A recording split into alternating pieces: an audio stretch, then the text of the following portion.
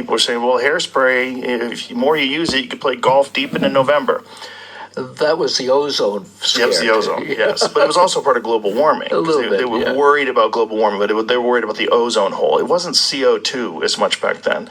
CO2 seems to have really significantly become a part of the zeitgeist after this Al Gore film. No, No? it was before.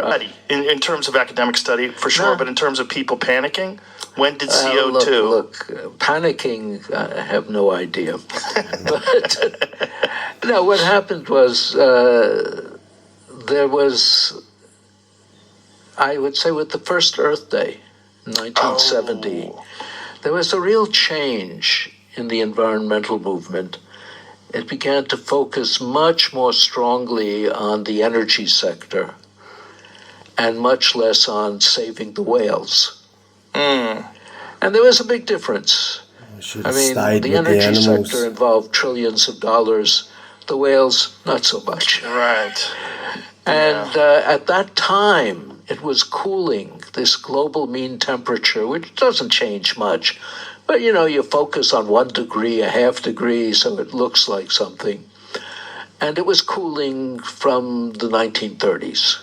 1930s were very warm, and it was getting cooler until the 70s.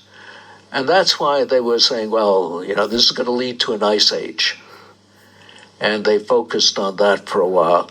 And then in the 70s, and at that time, well, what do you say? If you're worried about an ice age, they said, well, it'll be the sulfates emitted by coal burning, because that reflects light, and the less light that we get, the colder we'll get. But then the temperature stopped cooling in the 70s and started warming.